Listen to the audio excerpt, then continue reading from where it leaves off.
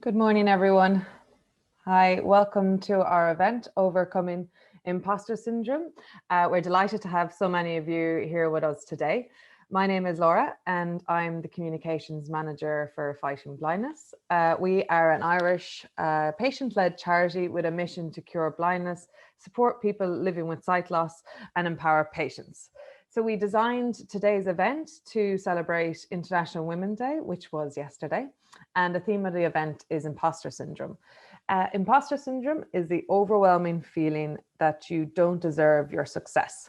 So in today's event, we hope to examine the issue a little bit more and hopefully get some tips and tricks to overcome it. We're delighted to welcome two brilliant speakers to the stage today. Aoife O'Brien is the founder of Happier at Work. She is an expert in the art of making employees happy, and she works with organizations to increase their employee retention. After Aoife, we'll welcome Linda Barry, who is the founder of Linda Barry Career Consulting. She's an international career consultant, and she specializes in giving career advice and in helping her clients bring the best version of themselves to the career table. We're going to finish the event today with a very exciting presentation of our early stage female researcher Bursary, which will be announced by our corporate partner It's for Women, who are very kindly sponsoring the award. And then the event will close out at 10:30 today. So a little bit of housekeeping before I introduce our speakers. Today's event is a Zoom webinar. So all your cameras are muted and all your cameras are off, I should say, and your cameras are muted. However, if you'd like to submit a question, which I hope you will, please use the question and answer box or the chat box. It should be available to you. Today's event will be recorded and we will make that available afterwards, but we won't be sharing the slides that have been used afterwards. Okay, great. So thank you very much once again for coming today, and we will get on with things. I am going to unmute and welcome Aoife O'Brien to... Here we go. That's the start video. I'll turn myself off. Hello, Aoife. Morning, Laura. Thank you so much. It's an absolute pleasure to be here. Again, thank you very much. Take it away. Great. Let me share my screen.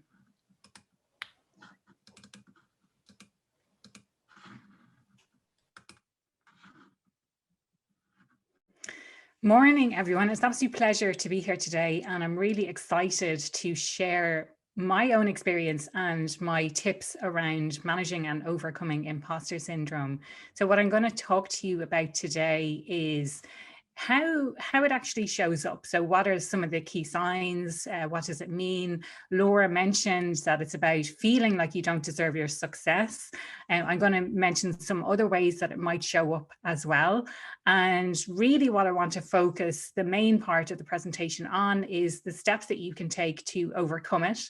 And at the end, I will share some resources. So there's a quiz that you can take. And I also have set up some resources as well. I won't see the chat as they come through, but there will be time at the end to answer any questions as well. So feel free to keep the chat coming. If you have any questions, if you have any comments, feel free to put them, like Laura said, into the chat function or into the Q&A box as well, and we will definitely get to them.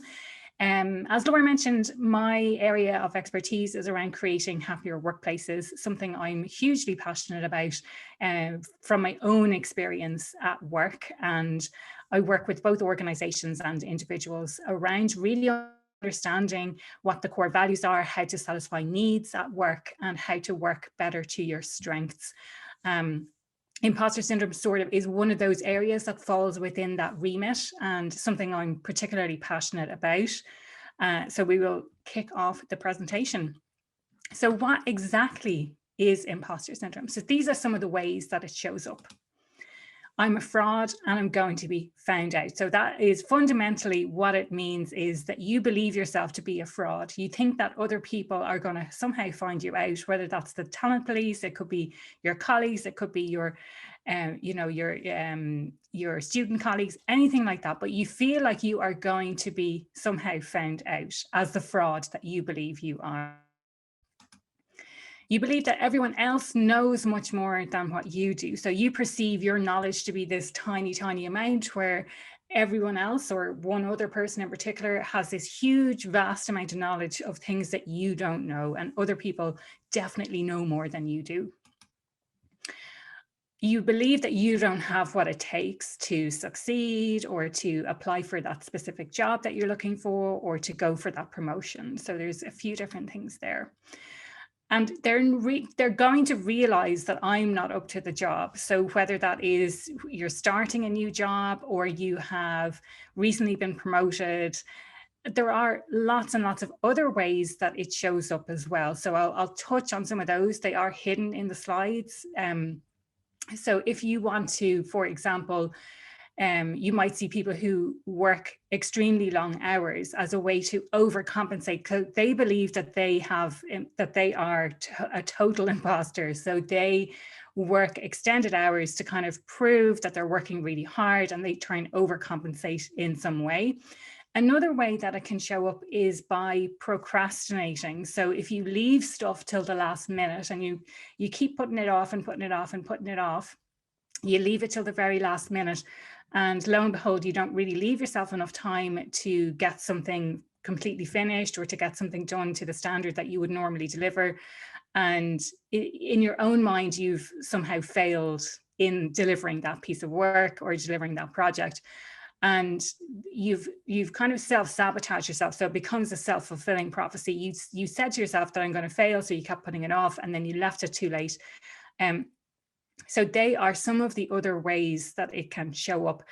One thing in particular that people often perceive is that they're going to reach a stage in their career that they suddenly won't feel like an imposter anymore. So I use the term success very loosely, because it means very different things to different people. But we have this perception that when we are successful, we are going to somehow not feel like an imposter anymore.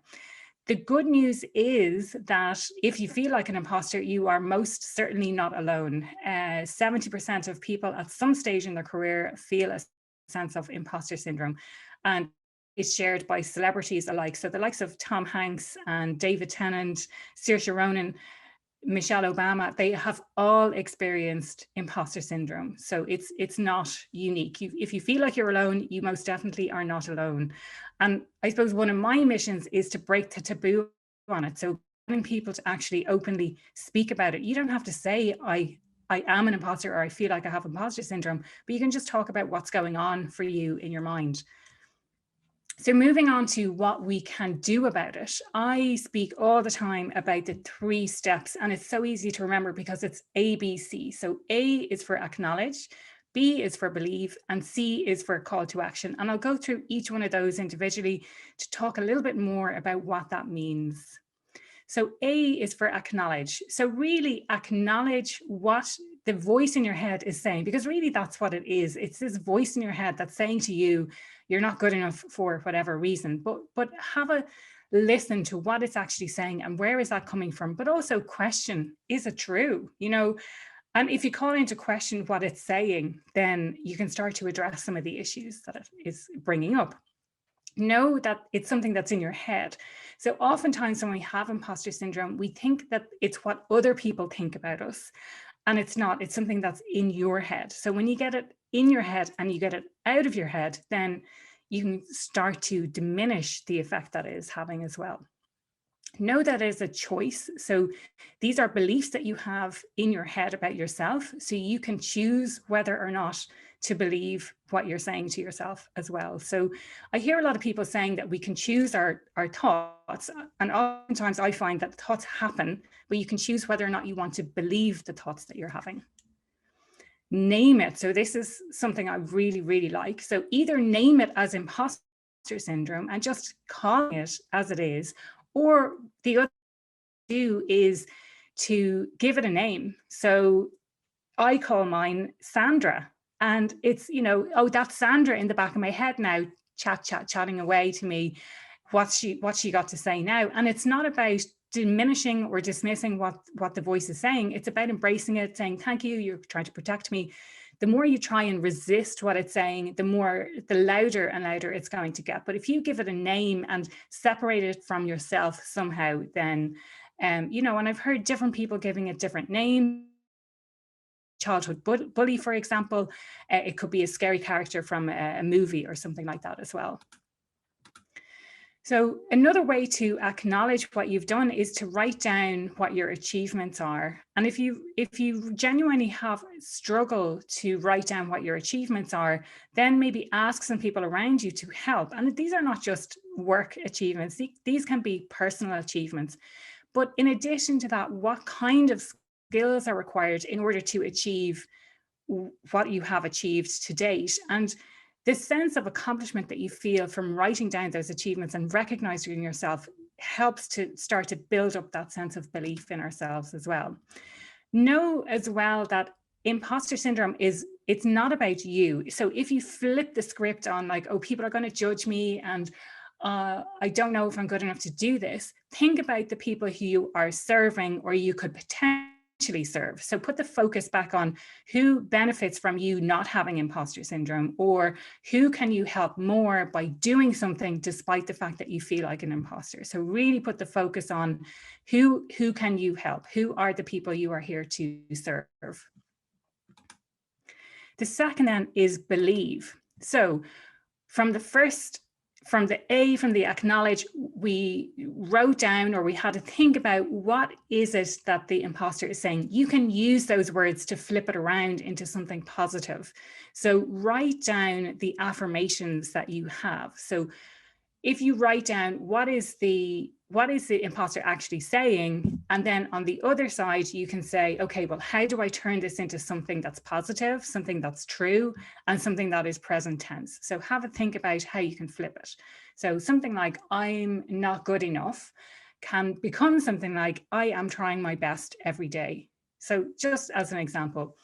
And so writing down affirmations really helps us to build up our self-belief about what we are doing, but it needs to be true. It needs to be present tense as well. A couple of points on getting feedback. So if you are struggling to really ascertain like what have your achievements been, then ask other people. And like I mentioned, you don't have to say, I feel like an imposter, I have imposter syndrome. Just say, oh, I'd love to know why I was selected for this project. I'd love to know why I got the promotion. Or I'd love a reminder of, what set me aside from other candidates and why was I chosen for this role? Something like that. But being able to get that sense of feedback on, well, how are you actually doing in the grand scheme of things? Yeah, so that helps with our sense of building up our own belief as well. And then the third element is call to action. And this is really, really important, because oftentimes we know about these things and we like, okay, so I can have a think about what the imposter is saying. I can separate it in my head. I can build up my belief, but I'm actually not doing about it. So really it's knowing what you need to do, but then taking action towards actually doing it. So identify what that first step is. And I'm the kind of person who I'll take these giant leaps and I'll try and do everything at once and then put myself down as a failure because I haven't been able to achieve everything I set out to. But if you set out a small task for yourself or a small goal and go after that, then it really becomes, you build up a bit of momentum, you build up a bit of motivation around getting things done. If you need help, then ask for it. And this is something particularly women experience, I think. And I haven't had time in this presentation to go through it, but there are 5 different types of imposter. And one of them is the soloist. And the soloist is the person who just doesn't ask for help because they think that by asking for help, the accomplishment is somehow not their own.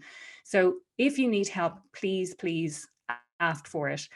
But also, as you go through this process, as you start taking action, sometimes we can be so hard on ourselves if we're such a perfectionist, things didn't go exactly according to plan.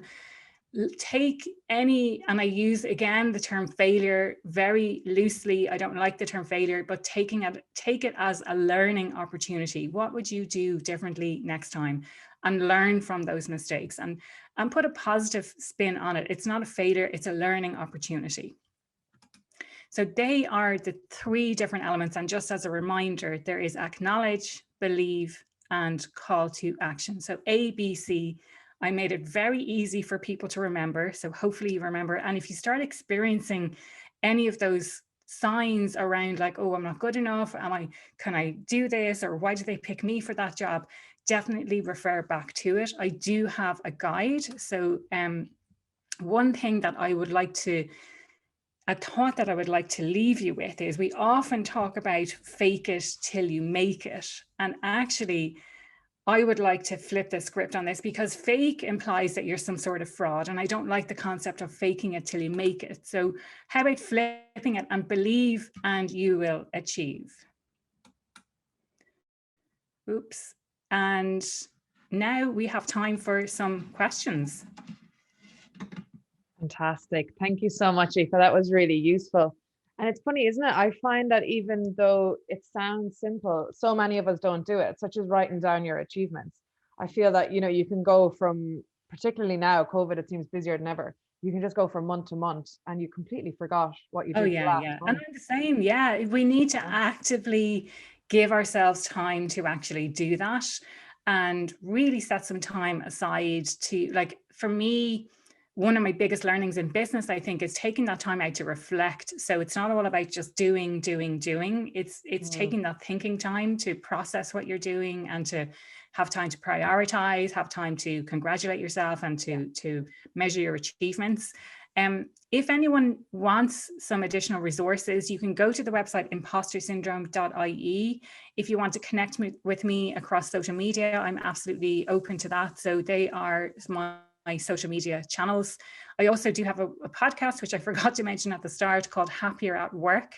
And you'll find it anywhere that you listen to podcasts. There's some links there for Spotify, Apple, and my website. I mentioned briefly the 5 types of imposter, which are, off the top of my head, I'm like, there's the perfectionist, there's the soloist, there's the superwoman, or superhero, there is the natural genius, and there's always going to be one more that I can't remember off the top of my head. But this quiz here, and I'm happy to share those links afterwards with you. It's just a fun quiz that you can take to determine which of the 5 that you are. Being totally honest, I find that I am multiple within those. So I'm definitely a perfectionist, and I'm definitely a soloist. So it's very difficult for me to ask for help a lot of the time, and I need to recognize that in myself. And then the perfectionism, it's like, how can you clearly define what's good enough? So what does good enough look like without perfecting everything, without spending hours and hours of time, additional time that you really don't need to spend on something? Perfect. Thank you very much. We have a few questions coming in here. I will just pick out a few, if that's okay. Yeah, great. Yeah. So we have one in, I find it so hard to speak at team meetings. Do you have any tips? Yeah, I mean, that is a very, very common occurrence, I suppose. And maybe have a think about yourself and what can you contribute to it, and what's actually stopping you. And in the days of Zoom, in some ways it can be harder, and in some ways it can be easier. So one thing that you could do is, depending on who's running the meeting, so if it's a team meeting, can you speak to your boss prior to the meeting? Can you join a few minutes early and have a quiet word with your boss and say, listen, I really have something that I'd love to share? Can you drop your boss an email and say, I have this thing to share at the team meeting. Could you allocate me a few minutes of time, or 5 minutes or 10 minutes, whatever it might be, to share my piece? And so that's kind of one thing about getting that time in the first place. And I suppose the other element is maybe feeling confident enough to be able to speak up in that meeting. And maybe that's just through practice, or you do it once and you're like, okay, so this is my first time speaking up and I'd love to get some feedback on it, and ask for constructive and positive feedback. So what can you do differently? One thing that I've learned recently is to use the phrase "even better if." So rather than saying, "Oh, this is everything that you did wrong," thinking about this is everything that you did really well. Now, what you said might be even better next time if you did this. And it's kind of like the cherry on the cake, rather than thinking, oh God, I've messed everything up. Because as humans, we tend to focus on the negatives. So if someone says, I think the ratio is something like 5-1 or something. So for every one negative thing that someone says, you need to have 5 positive things, that in order for you to kind of see the balance between negative and positive. So we do, as humans, tend to focus on the positive. We have this negative bias. So hopefully that answers your questions and gives you a couple of tips to think about for being able to speak up in the meeting. Brilliant. Thank you very much. Another one that I really resonates with me is, how do you deal with comparing yourself to others? Oh, comparisonitis. Oh. Yeah. Again, I don't think that this is something that is easy. It's not something that goes away. And it's definitely, when we do that, it definitely brings out the imposter syndrome big time, because we can see whatever it, I'm running my own business, so I can see other people who are running their business, they're flying it, they're amazing. You can see what they're doing on social media. You can see the number of likes that they're getting, all of this kind of stuff. And it's a natural human tendency, I think, to compare ourselves to other people. So there are a few things that you can do to be able to manage it. I suppose, first of all, know that those people you're comparing yourself to are probably comparing themselves to other people as well. And we always like to compare ourselves, I think, to people who are what we perceive to be kind of further up on the food chain, if you like. So we're comparing ourselves unrealistically to other people who have more experience than we do. So we're not really comparing like with like at all. I think in order to stop from doing, like, it's really hard to stop yourself from doing that, but maybe acknowledge what it is that you're doing. Be aware that what people post on social media. So when we compare ourselves to other people, especially on social media, they're posting all the good stuff. And if they're not posting the good stuff, they're kind of putting a positive spin on the bad stuff, or they're trying to show their level of vulnerability, to be like, I'm so, I don't mean to diminish it, but it is kind of like, I'm so vulnerable and look at me, I'm great at being vulnerable. When we read that as other people, we think, wow, that person's so amazing, when actually what they're going through is really, really tough. So when we're not going through it ourselves, it becomes, it's much more difficult to know exactly what someone else is going through. And another thing that you can do is journal about your feelings. So this is something definitely that's really helped me. So just get it all out there on paper and be like, what is going on for me? Something that someone said to me a couple of years ago, I was doing my master's, or started my master's about 2.5 years ago in organizational behavior, 2 years part-time, and absolutely loved it. But when I started, a friend of mine was just finishing her master's, and she said to me, stick to your own lane. So focus on what it is that you're trying to achieve. What does success look like for you? And again, in the presentation, I kind of talked about success because it means different things to different people. As a society, we perceive success to be the car, the house, the job title, the money, all of this kind of stuff. But that's how it's presented to us. But actually, if you dig deep, it's like, what does success mean to me? And how can I feel a greater sense of alignment with my own core values? How can I feel a greater sense of achievement towards what I'm trying to achieve in my life, a greater sense of purpose, all of those kind of things. And you can spend time journaling about that. You can meditate, you can, I'm talking about stuff that's when I worked kind of in corporate or when I was a student was maybe a little bit woo-woo, but it's certainly helped me in the last few years. Brilliant. Thank you. Yeah, really important points. I couldn't agree more. I have another question in here that I think is great. As a researcher, experiments tend to fail a lot more than they succeed. How do you recommend that I stay motivated when experiments are failing consecutively? Okay. Yeah.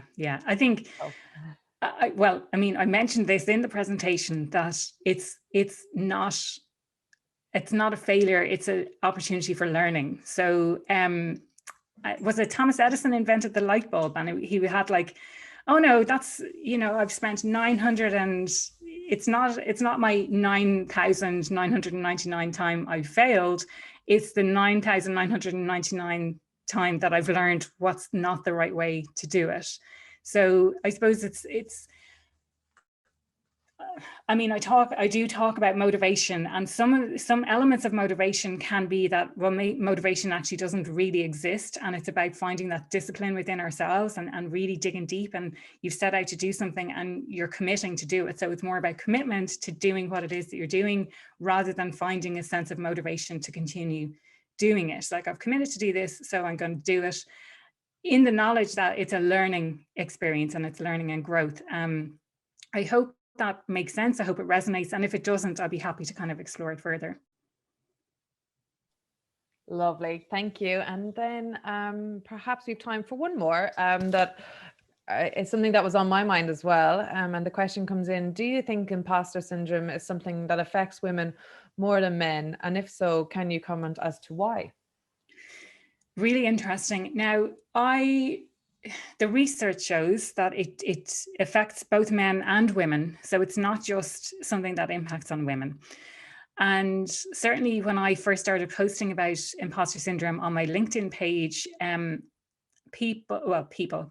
were commenting a lot, saying, wow, I didn't know there was such a thing as imposter syndrome. Thank you so much for naming it. And this goes back to the idea of giving it a label, giving it a name, because we suffer in silence a lot. And we think, I'm the only person who feels like this.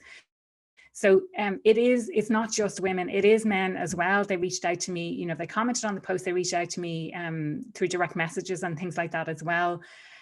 The difficulty is that men and women deal with it in different ways. So let's take the example of you want to get a promotion in work. So, well, first of all, there's this statistic that is like, a man has 6 out of 10 of the competencies and he'll put himself forward, and a woman has 9 out of 10 and realizes, she's like, oh, well, I don't have 10 out of 10, so I'm not going to even think about it.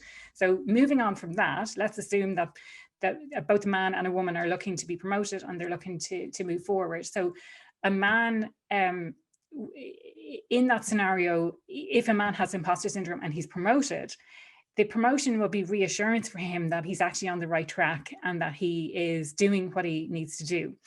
In that same scenario, a woman who gets promoted, then she sees a bigger gap between what she should know and what the role entails as well. So it's just the kind of different approaches that we have internally, how we're made up, that women perceive then the gap to widen, whereas men see it as reassurance that actually, oh yeah, no, I am brilliant actually. So yeah. Lovely, good, lovely. And we do have time to squeeze in one last one. Yeah. And the question is, how do you recognize your achievements? I find I always say, oh, it's no big deal when I achieve something. Oh, I am 100% with you. Yesterday, on International Women's Day, it was announced that my podcast has been shortlisted for an award with the Digital Women. And Congrats. in some ways, I know, exactly. And I'm just like, yeah, whatever. I think, so first of all, allow yourself some time, whatever frequency that means to you. So for different people, it will work in different ways. So you could do at the end of a day, so take 5 minutes, take 15 minutes and be like, okay, so I set out to do this today. What did I achieve? And that has the impact of a couple of different things. So it first of all, it allows us to really prioritize what it is that we need to do. So if we're not achieving what we set out to do at the start of the day, then we can really look at, well, what's getting in the way, what's distracting us.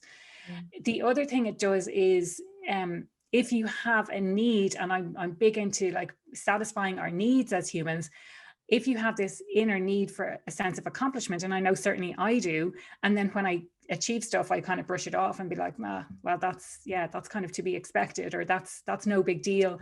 If you take some time to recognize that, then it triggers something in your brain. So you could do it on a daily basis, you could do it on a weekly basis, on a monthly basis, on a quarterly basis, whatever works for you, or you could do it at all of those times and be like, okay, so let's have a look at what I achieved this week.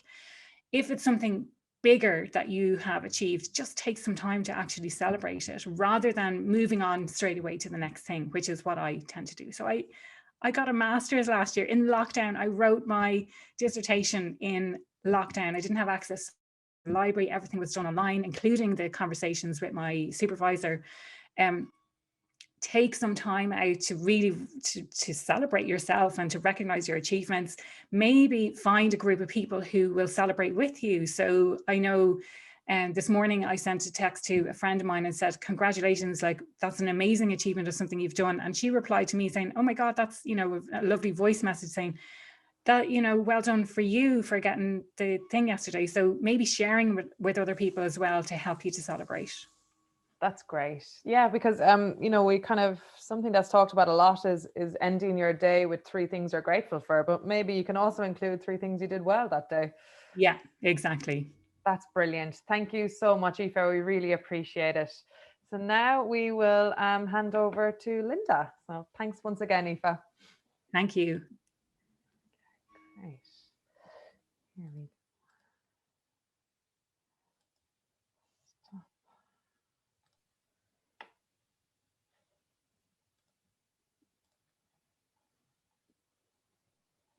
Good morning, everyone. That was so great, Aoife. It's lovely to be here this morning, and thank you so much for inviting me to speak. I hope everyone is doing really well. I know this 3rd lockdown particularly has been something that we've had to sit further with our thoughts, and definitely one of the criteria that tends to creep in is imposter syndrome. And I think we can all say that we've potentially been feeling it for longer than we've been naming it. So it's great to hear those points. I'm just going to share my screen just 1 second there now, and we'll kick off. Okay, perfect. So just to introduce myself briefly, my name is Linda Barry and I'm the owner of Linda Barry Career Consulting. And in short terms, that business really is built off the back of wanting to help people and provide some career advice through different stages within your career. So typically, whether you are selecting your career, progressing or changing in your career, or whether you're trying to access an opportunity or overcome a dilemma, I'm there as an advisor. And my background comprises of 12 years of recruitment experience internationally and domestically, and I have an undergraduate in business studies, and then I did a master's in career and guidance counselling. And it's funny actually when you talk, Aoife, about your master's and the achievement that is. It's often been a thought of mine that how did I celebrate, or how do we celebrate those times where we feel like we've done something and we've got through the other side. So it's important. So I probably have to go back. Maybe we can celebrate together. So in terms of today's theme, I really want to focus on, now that we understand, what imposter syndrome is, and I'll definitely give my slant on that, but really thinking about how we can move towards, offsetting imposter syndrome, and particularly in the context of, how you are showing up as a candidate and how you're showing up at work. So just to kind of put an initial thought around it, really imposter syndrome for me and my personal experience of it is really a perception in the context of, am I good enough? Is what I'm doing to a level that I think it should be? Is, how I'm actually doing my job, is that good enough for the company, for the manager? What will people think of me? And I suppose that judgment piece can be something that can linger as well. So really thinking about, other factors around, am I qualified? And this comes up quite frequently between men and women when looking at job applications, which I'll get into shortly, thinking about, should I apply for the job? Am I qualified? And 30% of men will say, I'm qualified. There's some things on the job description. Sorry, 70% of men will apply for a job, even though they see some things that they don't deem as that they're qualified for. And then women say they'll only apply, about 30% of them will apply for a job if they feel there's some criteria there that maybe they don't think they're meeting. So I suppose when you're thinking of that and asking yourself, am I qualified? It's important to break that down, because qualification can come in different versions. So, physically around the education piece, but there's other things that you can contribute to, paint a fuller picture of your full profession. The other part of imposter syndrome, which is quite a known term around being a fraud, and this was introduced to me in my master's as well, we watched a TED talk around, you know, thinking that you're potentially a fraud. And I suppose my kind of focus today is about acknowledging that imposter syndrome does absolutely exist, and it is very normal. And if you are feeling that, you know, it's not to put, you know, make yourself feel even worse and give a double whammy on the negative feeling. It's about saying, okay, realistically, what is this? Why am I feeling like this?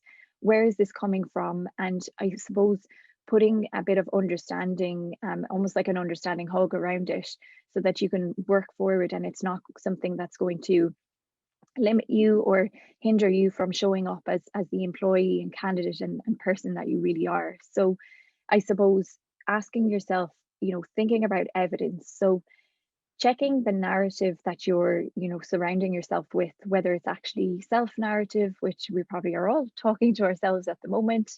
You know, first thing in the morning, it's kind of like if you think of looking out the window, and obviously it's been kind of grey lately, and then we've had our few days of blue sky. So not that, you know, you're supposed to wake up every morning and be this positive Polly, that's not realistic, but really thinking about, if, you know, I have a choice in how I'm thinking, and if you wake up and you say, I'm really intimidated by work, I'm really nervous about showing up today, try and ask yourself, you know, what's the reason behind that? Maybe someone said something, maybe you are participating in comparison. So, and comparison is the thief of joy. And I suppose that line is definitely something that we've heard a lot over the last while. But just to kind of give it another dimension, I used to do talks in a university around career guidance, and there was one person who said, you know, I just compare myself to others. How do I overcome this?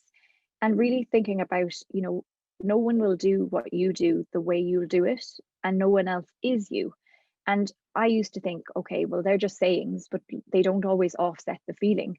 But if you really break it down, it can actually give you some reassurance, and it kind of can act as an anchor around thinking about, okay, if I'm giving all my energy to imposter syndrome and feeling like a fraud, what's the other side of the coin, and how can I maybe shift my focus towards that and start, you know, participating and letting that in. So that's what I wanted to kind of focus on today. So offsetting imposter syndrome. So one thing that I've come up with recently, because a lot of clients that I deal with are, you know, obviously feeling like they're stressed, they're, you know, lacking in motivation on a whole different level than they've ever experienced before, but they're also missing that validation piece. So what we talk about, those water cooler chats, you know, you're not just going to organize and set up a Zoom conversation just for someone to say, you know, you sent a really good email today. So we probably are underestimating, you know, the reality of what we're missing in terms of that connection and work. So one thing that I have put in place for myself, and it really helps with clients as well, is for, if you can, you know, and it'll also help monitor your time around, you know, thinking or existing and participating in that imposter syndrome space, is thinking, okay, if I've spent 10 minutes feeling like an imposter or a fraud, and that becomes very real and it can be overwhelming, try and maybe make sure that you spend 10 minutes on something more positive or more favorable towards you. So tagging that. So for every length of time or thought that you have around imposter syndrome, maybe tag it and offset it, or at least match it with something that is a capability or achievement, or even something that you felt comfortable with in the day. So, you know, it's not about going and saying, oh, you know, at the end of the day, I don't really know if I felt like I achieved because I spent the day, you know, feeling like an imposter. But just think, okay, but what was the one part or the few minutes of your day where you remember actually feeling a little bit more relaxed or comfortable doing something? And even that can be, you know, it's about balancing the scale here. So typically, things that you can think about when trying to offset imposter syndrome would be recognition. So as much as you might think, you maybe today you think, I don't feel like I have any value, you definitely do, because you are someone who sat in a seat and showed up to work, and you contributed something somewhere to the company. You've contributed many things, but maybe you only have the headspace to think of one. So even if you just think of one thing that, you know, you recognize that you added value or was of value to you, what you got back from a role, that can be something that can be really helpful. And the next thing is participation. So participating in your career journey and participating in the right type of energy or focus around again, that value piece, or that, what inspired you in that day? What did you feel impacted you, or how did you impact someone else? And really thinking about throughout your career, if you were to reflect, if you were to have to go to an interview tomorrow, you would have to show up and bring that with you to an interview. It might be hard, but you would have to do it. You'd have to prepare, and you'd have to spend the time trying to participate so that you could get into the, participate in the interview. But besides it having to be an event or something, really big, or something for someone else, maybe try doing it for yourself and participate and reflect and say, this is my career to date. Even if it's maybe not the career you selected, or you feel like it's a career that you maybe are still developing, or still, unsure about it being the right fit, you still have many things to bring to the table, and many things, even if it's learning that you maybe went down the wrong path, that's something, you've participated in. What are the, I don't want to say positives, but what are the things that you can, your return on investment, I suppose, in that space. And then another thing to think about is validation of your career worth. So first of all, recognize it, participate in it on a daily basis. Maybe today you'll say, I'm actually going to see at the end of the day now, what did I really participate in? What did I lean into? And what did I take on board? And if I feel good for 10 minutes that I, showed up to a meeting and participated, or someone else inspired me through what they said, it can be those factors. But again, you're balancing, so trying to offset that imposter syndrome. Okay, so imposter syndrome, how it can be a barrier within your career, and it certainly can. It can be a real limitation. And again, I re-emphasize that it can be very real, and it's not that you're a lunatic or you're going crazy or anything like that. It absolutely shows up.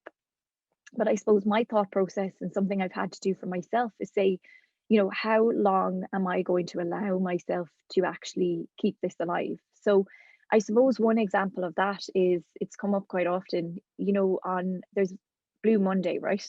And I've never heard of Blue Monday except for maybe the last 2 to 3 years. And if you wake up on a Monday and someone says it's Blue Monday, it's the same as, someone saying you're tired today. You're giving Blue Monday airtime, you're giving it space, and you're almost allowing it to exist. So sometimes your brain can say, oh, it's Blue Monday, you've told me it's Blue Monday, so I may be a little bit more blue today. The same theme can, and it's not to underestimate imposter syndrome, but it's to try and put it in its place. So thinking about, if you kept telling yourself and speaking to yourself and saying, I'm a fraud, I'm not good enough, your brain is going to just go with that. It doesn't know that you're not. It's just going to know what you're going to tell it, or what you're saying to yourself. So really thinking about trying to minimize that. And if you can't do that, in the least try and say, okay, I feel like a fraud, but yesterday I did really help that girl. And, I, as Aoife said, sent that voice note to someone. That could be an example of where, you offset it. So barriers in your career can be perceived limitations in your career, possible inaccurate perception and presentation of your professional worth, and then possible prohibition of from accessing your true career potential. So I suppose with imposter syndrome, my worry is that if you keep feeding it and allowing it to exist, or if it continues to grow in whatever capacity, and you don't make efforts to maybe try and at least dilute it or balance it out, and I know it's really hard, that you are going to literally show up as a completely inaccurate candidate, and that then can ripple into your CV, your interview, and your day-to-day presence at work, for yourself first, but also as to how others can perceive you. So with your CV, what type of candidate are you presenting as? So thinking about, if I was to look over my CV today, have I incorporated the new skills that I've learned during the pandemic, or have I incorporated the achievements I've, made? Even if it is, that you've shown up better, we're on camera every day with Zoom or Teams. Have you shown up, have you learned how to navigate IT better?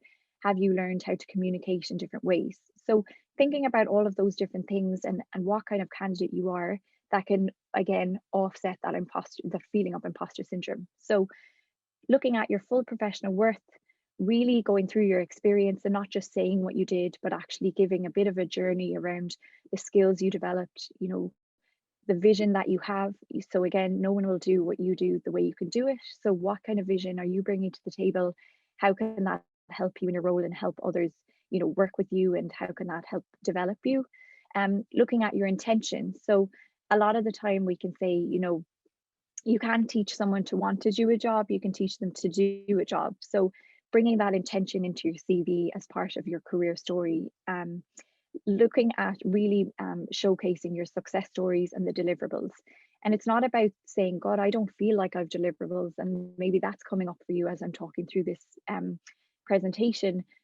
What are my success stories? And it, particularly with Irish, we tend to be a nation of apology, if I'm going to be honest. And it comes up in most of my consultations where when they're interviewing, they haven't actually sat down to think, what are my success stories? Or when they're writing their CV or going through and reflecting on their experience, really missing out on highlighting the achievements. And if you're doing it on your CV, if that doesn't exist in your CV, it certainly mightn't exist in how you feel about yourself and feel about your achievements. So again, that can be a resource. And then your differentiators. So using what you realize that are opposite to those feelings of fraud or not being good enough, and making that work for you. We all go to work, we've worked hard over the years. You want to really put that to work and get that return on investment. So that is the CV. So with the job application, you can see if your CV is an inaccurate presentation of who you are, then your job application will have that ripple effect as well. So really thinking about, okay, how relevant am I to the role? If you look at a job description and you feel like it's completely not in line with either where you want to go or this experience you have, and there's more maybe gaps between the job description and you as a candidate, well, maybe that's reassurance that it's not, the right job for you. And that can be used in a positive sense that you're like, okay, or it might give you an indication of the kind of things that maybe you need to upskill in, what are the new expectations and requirements of employers, and really getting that understanding. So next is your competitive advantage. So if you feel like you're going to apply for the role, what do you want to bring to the table that can help you stand out from the crowd? And focusing and moving your focus towards that can again help you to remove or at least dilute that imposter syndrome. Synergy with the role's requirements. Again, if they're requiring, a recent upskilling or, some sort of IT expertise or whatever you have that you can bring to the table, seeing and being able to do a reconciliation against you and the job description and seeing all of those areas that you do have synergy with can really give you that confidence and again, try and mitigate that imposter syndrome. Alignment with the company's values. So values are something that's really important around, I want to work in a certain culture and environment that will support you, that will help you to feel good about who you are in your role and where you can go. And again, it's about building on those parts of yourself to try and offset that imposter syndrome. If you've support and validation, maybe you're someone who needs that, and that can offset the imposter syndrome. Interest in the industry. Some industries may be more creative and maybe hit the mark more in some of the skills or things that you really want to bring to the table that align with you. So thinking about which industries are going to help me to, embrace my passion and participate in my role so that I can actually feel good in my job. And then, if there's an industry maybe that you feel would stress you out or that wouldn't work for you in terms of hours and the content, really helping to zone in and having that choice around the industry is important too. And then passionate about the business. So, if you feel like the culture and the business and what they're about really excites you, you're going to sit in a more positive and empowered space. And again, that can help to offset imposter syndrome. So your interview, again, the next ripple effect. So if your CV is representing you as you inaccurately maybe perceive yourself, and then your job application is, and then let's say you get an interview, you really want to show up and articulate your success stories. So your birthday, your wedding, whatever event is really not really yours. You're either sharing it with a parent, a partner, or whoever you'd be surrounding yourself with. But your interview and your career is really yours to own. So making sure that you show up to the interview having impressed yourself first. So imposter syndrome is absolutely, very present in interviews, and we get really het up and nervous about what that employer is going to expect, how the interview is going to play out. But what happens a lot of the time is we actually participate in that place. We don't prepare sufficiently. We don't give ourselves the boost on encouragement that we need. And then we go into the interview, and then you have to do all that thinking and you get stressed in the interview sometimes. So reassure yourself first. An interview is, they've already seen your CV, they think that you're viable for the role. The employer just needs to be reassured that they can see you in the role, that you can do the job, but mostly that you want to do the job. So thinking about reassuring yourself first about what it is about this job that you can really excel at, that you can bring to the table, but also some of the learnings that you're open and the opportunities that will bring as well. So reassuring yourself and boosting what you can bring and your credibility will really help you. Believing, again, if you believe it, you can help them believe it. I know all of this is easy in words and actions are so much different, but I help my clients with this all the time too. The first port to call is believing it yourself, and the rest is just to relay your story and reassure again. So relatable career story, again, doing that reconciliation piece about why have they asked me for an interview and why could I be a relevant candidate for this role and employee. So really getting all of the ducks in a row about the positive perception of your career rather than maybe leaning into the imposter syndrome piece. Selling yourself. So once you realize that reassurance, you have your belief in check, it's going to be easier for you to sell yourself. And selling yourself can be saying, God, I'm just going to show up and say what it is I have to offer. But you really want to make sure that, you are putting forward all of that hard work and your professional value, your professional worth, and all of that positivity, because if you don't say it and don't sell them, they're not going to know, and we can't presume that it's something that they'll take away from the interview. So it's important, and it's actually, you deserve to sell yourself because you've worked so hard and you've got this interview. Facts, not feelings.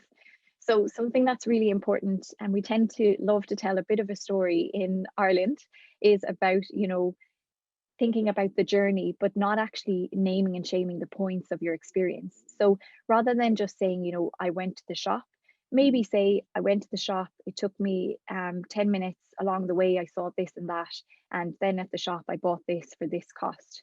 So really showing the full picture of your journey. And again, there's more to take away from that in terms of what you learn, what you have to offer, the things that you can bring to the table, and really helping to shape your candidacy in a more relatable and positive sense, rather than maybe showing up as an inaccurate perception and presentation of yourself.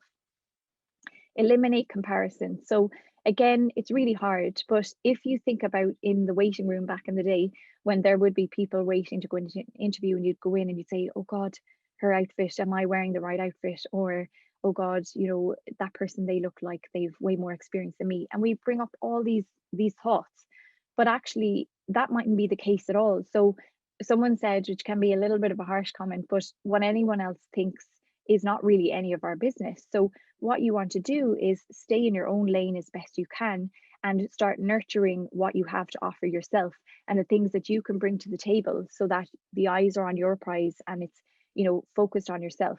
Again, imposter syndrome can definitely swoop in and it can take hold, and absolutely, but if you start to train your mind around thinking in at least a balanced way, if not an offsetting way, then that will help you to really kind of subside that imposter syndrome.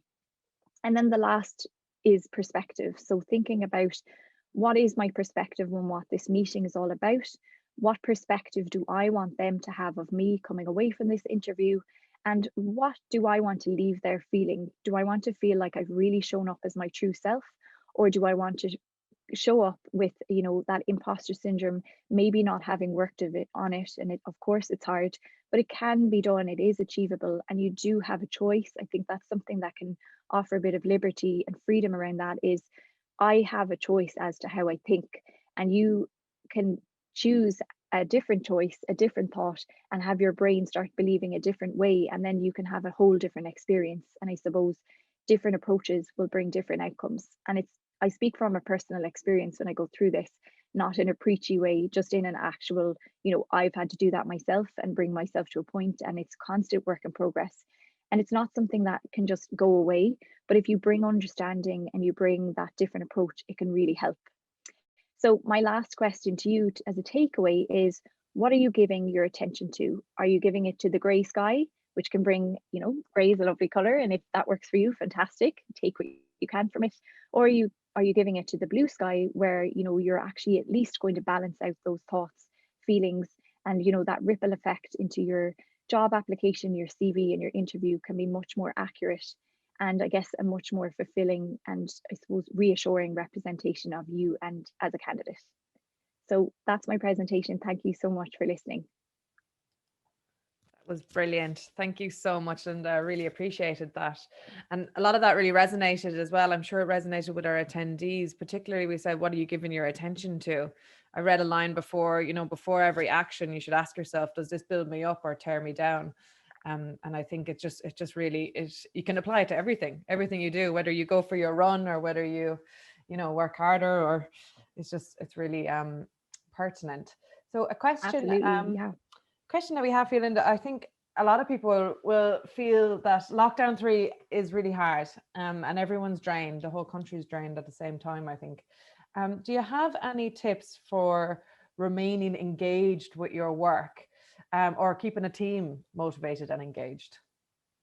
Yeah, absolutely. I suppose, it's first to recognize that, sometimes I woke up and I was feeling like, God, I'm in a kind of a different mood in this lockdown. We've been here before, why is this so different? And of course, I did acknowledge the grey skies, you acknowledge the January, but again, if we frame, name and shame it, are we then participating? It is my question. Sorry, is my question. So I suppose thinking about, connectivity is really important. So it's easy for me to wake up in a morning now and I could spend the whole day, let's say, as an example, and I could say, God, I'm not good enough at this and I feel like a fraud. And they're very real feelings. But thinking about connecting and offsetting that through actually reaching out to different people. So connectivity is a booster, it's a motivator. If you hear that maybe someone else is feeling, not that you'd wish it on someone else, but giving perspective around that feeling. So I suppose understanding, first of all, why am I feeling fatigued? Why am I lacking motivation? And then if you understand it, you can work on it and try and offset it. And that goes whether you're dealing with yourself or a team. So really understanding the people around you and how they work can either give you information about how you can change tact on how you're approaching like your day or your outlook, whether that's inside work or outside, and then sharing, how you are actually dealing with it and not being afraid. I went to a conference last week and there was all the word vulnerability. I've never heard it was capital V for sure. And it's important to be okay with that vulnerability, but then to actually say, okay, if we're all feeling vulnerable, we're not feeling motivated or whatever that feeling is to really understand and then get working on thinking about what is the opposite to it or what can I do to instill a different outcome. I suppose with the lockdowns, unfortunately or fortunately, we've already had 2 templates. So I would definitely reflect and go back to leaning on, what has worked for me in the lockdown, what did I find what makes me feel better. So for me, it's not about giving yourself a job in the evening, but I prefer to wake up with some sort of a structure to my day, a plan, or else the day will run me, or I mightn't, I'll think, okay, actually, what are my hours like? But also the important thing is about breaks. And my new thing is, I'm not taking a break because it's 1 o'clock and apparently that's lunchtime. I need to take a break that's going to serve me and make sure that I come back after that break and then I'm able to participate in the day. So your workday should include breaks just as importantly as it includes a meeting or a deadline. Your break, is that deadline for you because it's deadline of your energy. So I suppose it's about reinstilling those things that work for you, a structure to your day, reminding yourself that you are okay, you're doing great. And if you're not doing okay that day, ask the question with the people that you trust and are comfortable with. Obviously, you want to be tactful around not ringing your manager every 2 seconds and who you're asking to, but really try and say, okay, if I'm feeling demotivated and all of those different feelings, what is the opposite to that and what can I change that maybe worked for me before or can work for me going forward. Brilliant. Thank you. And I'm just going to try and squeeze in one last question, if that's okay, before we let you go. So Sarah says, thanks, Linda. That was really useful. I recently applied to a very senior role and placed second on the panel, so I didn't get the job offer. How do I banish imposter syndrome after facing that proof of my inability? Okay, so one thing that I'd really like you to reframe for yourself that you deserve to reframe is that proof of incapability. So that's a line that you've now created and you're giving airtime to. And again, I'm not saying that it's difficult or easy to do this, but just thinking about it differently. We're all at the mercy of the employer, And, I've worked in recruitment, and there are so many different reasons, they're not always very obvious about why a candidate is chosen or not. I suppose it would be, to reflect and think, is there anything that I didn't feel comfortable with during that interview? Or is there anything that I felt I could prepare more for? That's not to say that you were not good enough. That's not in question here. It's just something different. Maybe that there was an indication of something that you maybe needed to put more time into. So I suppose it's to take the learnings from it for yourself and to understand, to be honest, in one sense, you may never know the answer. So that's a hard and fast kind of, you mightn't get that conclusion. But I suppose it's about taking away from it, what was that job description? How can I maybe find a similar job that I can reapply for? What did I maybe need to do a little bit more of for my interview preparation? But again, it's about thinking about your viability as a candidate, and that still stands. For whatever reason, that role wasn't the right fit, but that's always going to be the way with one thing. But think about, it's almost like when someone says, oh, that guy or that girl isn't for you, it's like, but who of the people that you haven't even met yet?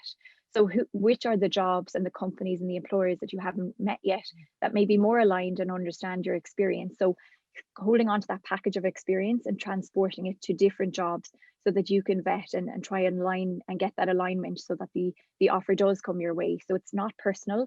It's just about thinking about it differently and saying, okay, I need to put the net out to fish again and see what else comes back. So I suppose learning and giving yourself that insight and perspective, but certainly more in a positive sense and a way to bring about a different outcome would be how I'd look at it. Lovely. Thank you so much. Unfortunately, we don't have time to take any more questions, so we will leave it there. Thank you so much, Linda. That was absolutely brilliant. It's been great. Fantastic. Okay, thank you.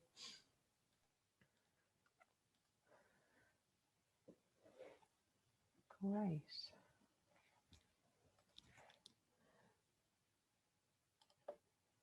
Fabulous. So bear with me, everyone. And I'm delighted to move on to the next part of our event today, which is the presentation of our early stage, female researcher, Bursary. So the Bursary is a €1,000 career development award for an early stage female researcher working in the area of sight loss in Ireland. We launched the Bursary last year, and it is proudly supported by our corporate partner, It's for Women. This year, we teamed up with one of our funded researchers, Laura Whelan, who is absolutely fantastic on social media. If you don't follow her, you definitely should. And she has a series called #ShareYourResearch series. She kindly allowed us to piggyback on her success for the competition for the Bursary this year. So we asked our researchers to submit a 30-second video about their research and explaining their research in an engaging and dynamic way. As you can imagine, 30 seconds is quite a challenge to explain your PhD. So we had some absolutely brilliant entries, and thank you so much to everyone who did enter. And now I'm delighted to welcome Kerry Beckett to the event to announce the winner. Kerry is a marketing manager for It's for Women, and she's going to talk a little bit about why It's for Women chose Fighting Blindness as their charity of choice and the reason why they picked the winner. So Kerry, I'm just going to bring you on. That's to start the video. Hi, Kerry. Hi, good morning. Thank you very much, Laura, and thank you very much to Linda and Aoife. I think we can all learn a lot from this morning's webinar. So a little bit of information about our corporate charity partnership. It's for Women is extremely proud of its partnership with Fighting Blindness, and we've committed to raise more than €90,000 for the charity over the next 3 years. One of the reasons we chose Fighting Blindness is because it is the only charity in Ireland funding research into treatments for sight loss, and we wanted to support the team to ensure this incredible work can continue.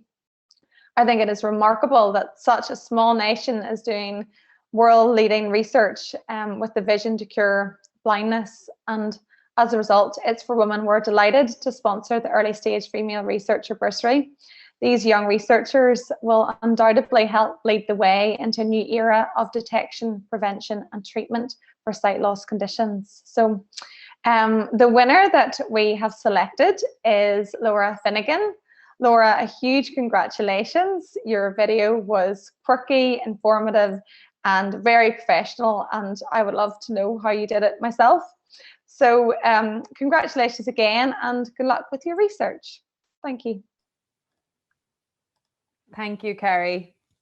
That's great. Thank you so much. And congratulations to Laura.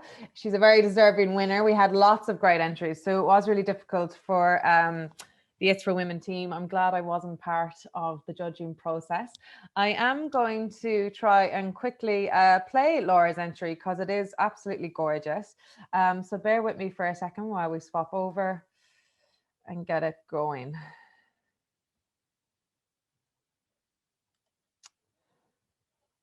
So Laura is in the Farah lab in Trinity. I'll give a little play.